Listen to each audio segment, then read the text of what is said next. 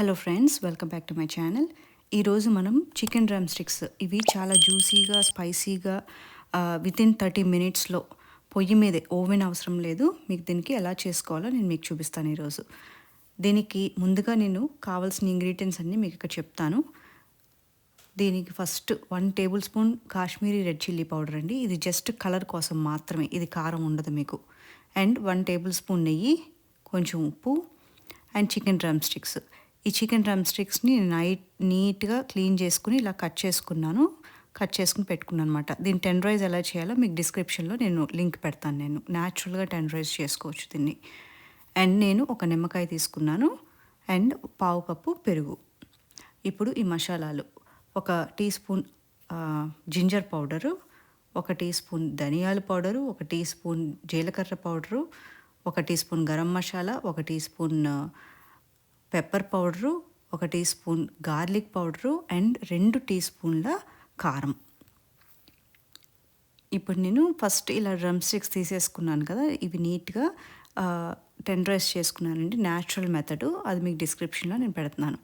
ఇప్పుడు నేను ఈ మసాలాలన్నీ, నేను ఇందాక చూపించిన మసాలాలన్నీ దీంట్లో వేసేసుకున్నాను. మొత్తం వేసేసుకొని 1 బై 1 ఇందాక చూపించిన ఇంగ్రీడియంట్స్ అన్నీ మీకు నేను వేసేసుకుంటున్నాను. నెయ్యి వేసుకున్నాను, కాశ్మీరీ రెడ్ చిల్లీ పౌడరు, ఇది జస్ట్ కారం ఉండదండి, ఇది జస్ట్ మీకు కలర్ రావటానికి అంతే.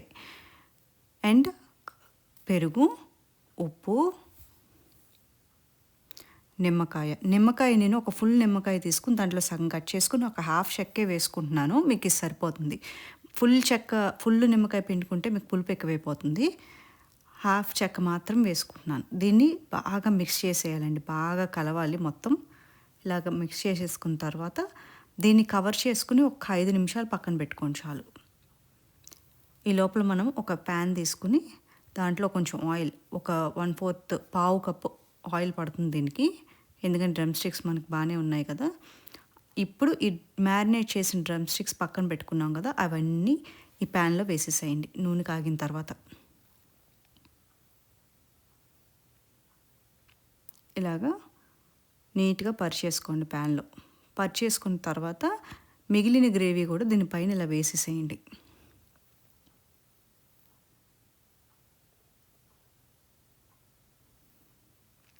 ఫ్లేమ్ని మీడియం ఫ్లేమ్లో పెట్టుకుని ఇలా చేయండి.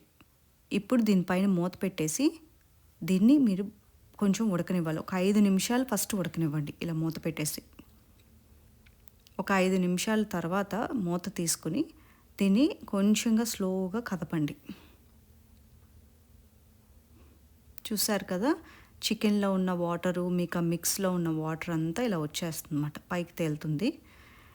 దీన్ని ఇలాగ ఫ్లిప్ చేసుకుంటా కదుపుకుంటా, మాడిపోకుండా అడుగంటకుండా కదుపుకుంటూ ఉండాలండి చికెన్ అయ్యేంత వరకు. ఇదే ప్రాసెస్. మీరు ఆ కింద ఏదైతే గ్రేవీ ఉందో అది ఇలాగా గట్టిపడిపోవాలి బాగా, అప్పుడు టేస్ట్ మీకు చాలా బాగుంటుంది. అండ్ డ్రమ్ స్టిక్స్లో కూడా బాగా పడుతుంది మీకు అది. వెరీ ఇంపార్టెంట్, మీరు ఇలాగా కదుపుకుంటా మధ్య మధ్యలో తిప్పుకుంటూ ఉండండి. దగ్గర పడే కొలది ఇంకా ఎక్కువ తిప్పుకుంటా కదుపుకుంటూ ఉండండి, ముక్క విడిపోకుండా చూసుకోండి.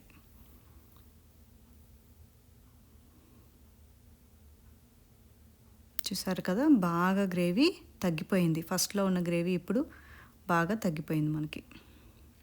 ఇప్పుడు నేను జస్ట్ ఇలా హ్యాండ్ గ్రిల్ ఒకటి తీసేసుకుని ఇలాగా అన్ని డ్రమ్ స్టిక్స్ అన్నీ ఆ గ్రిల్ మీద ఇలా పేర్చుకుంటున్నాను నేను.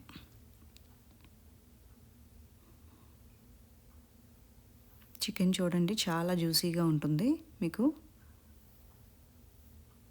ఇలాగ అన్నీ పెట్టేసుకున్న తర్వాత ఇప్పుడు ఏం చేస్తానంటే, నేను మీ స్టవ్ ఉంటుంది కదా, ఆ స్టవ్ పైన గ్రిడిల్ పెట్టేసి కొంచెం ఫైర్ ఆన్ చేయండి. అదే బేసిక్గా గ్యాస్ ఇలాగా ఫైర్ మీద మీరు ఈ గ్రిల్ పెట్టి ఈ చికెన్ని ఆ ఫైర్ మీద అవ్వనివ్వాలి. ఇది ఎంతోసేపు పట్టకదండి, మాడిపోకూడదు. చికెన్ను చూసుకుంటా తిప్పుకుంటూ ఉండండి. ఇలాగ